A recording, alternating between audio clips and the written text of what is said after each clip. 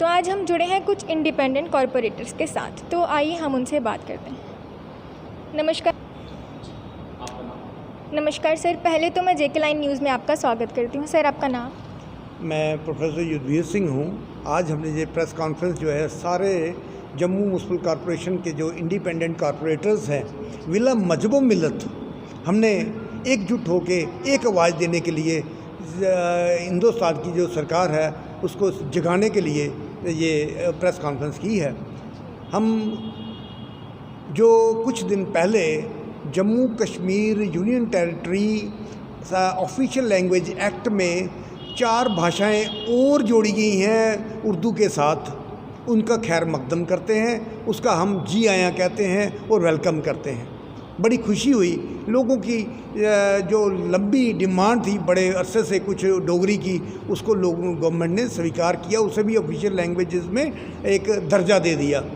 हमें खुशी है। लेकिन आज हम यहाँ पे एक जो पंजाबी भाषा के साथ भेदभाव किया गया, वो भाषा जो 550 साल पुरानी भाषा है, जिसका जो कंप्लीट अपने आप में एक भाषा है, जिसकी अपनी स्क्रिप्ट है, और जो पुराने समय 1819 से लेके महाराजा रंजीत सिंह के काल से लेके पंजाब और पूरे गलगित तक, जहाँ तक खालसा राज दिल्ली में था, उधर खुर्जा तक यूपी में, वो सारे इलाके में जो फैला हुआ खालसा राज था, पंजाबी बोली यानी भाषा, उसके साथ जो भेदभाव किया गया है, उसके लिए हमें घोर अनर्थ लग रहा है, घोर भेदभाव लग रहा है। उसके लिए हम बहुत दुखी हैं और सरकार से ये अपील करते हैं कि हम जो जितने भी पंजाबी लविंग लोग हैं, वो सिर्फ सिख नहीं, सारे पंजाबी लविंग लोग जो पंजाबी भाषा से प्यार करते हैं, उनके साथ जो जाति की है उसे ठीक किया जाए और पंजाबी को भी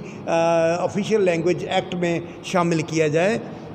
जो 14 सितंबर को पार्लियामेंट सेशन होना है, उसमें इसको भी शामिल किया जाए। इससे ये होगा कि जो ख़ास तौर पे जो सिखों के सेंटिमेंट्स हैं, जो आज के समय हमें डैमेज्ड, हर्ट हुए हैं, और वो ठीक होंगे। क्योंकि सिख कौम कभी छोटी बात नहीं करती, कोई भेदभाव नहीं रखती। जब किसी के लंगर रखते हैं तो तब भी कोई नहीं पूछते, जब किसी पे बुरी हालत आ जाती है तब भी कभी पूछा नहीं जाता कि ये कौन है।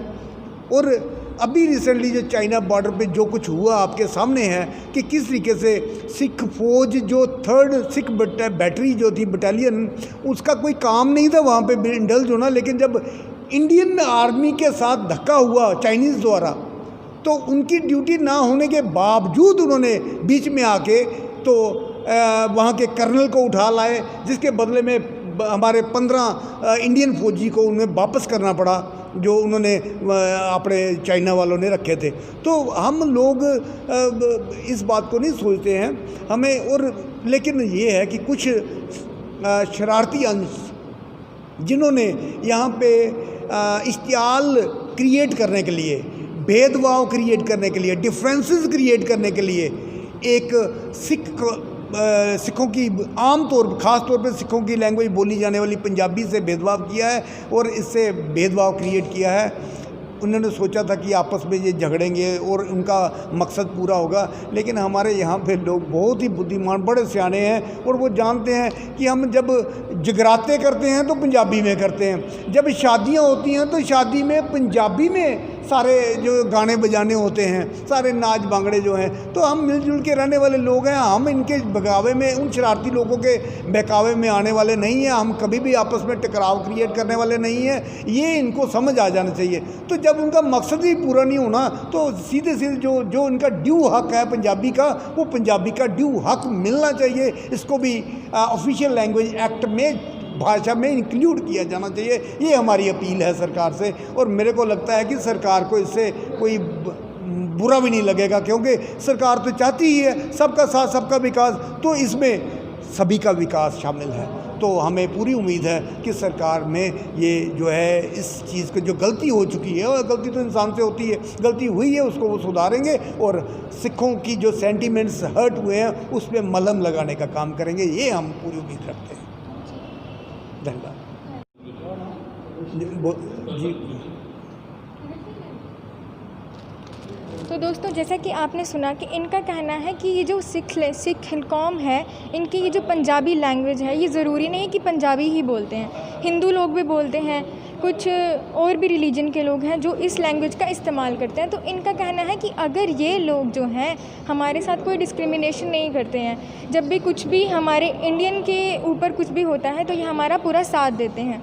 तो इनका सिर्फ यही कहना है, इन्होंने एक उम्मीद लगाई है कि सरकार से ये जो गलती हो गई है कि जो पंजाबी लैंग्वेज है उसको ऑफिशियल नहीं बनाया गया है, तो इन्होंने उम्मीद लगाई है कि सरकार जो है इस पर थोड़ा सुधार करेगी और जो इनको थोड़े घाव लगे हैं क्योंकि इनकी जो पंजाबी लैंग्वेज है उसको ऑफिशियल नहीं बनाया गया है, तो सरकार उस पर मलहम का काम करेगी। तो इसी के साथ नंदिनी को दीजिए इजाज़त और देखते रहिए JK लाइन न्यूज़।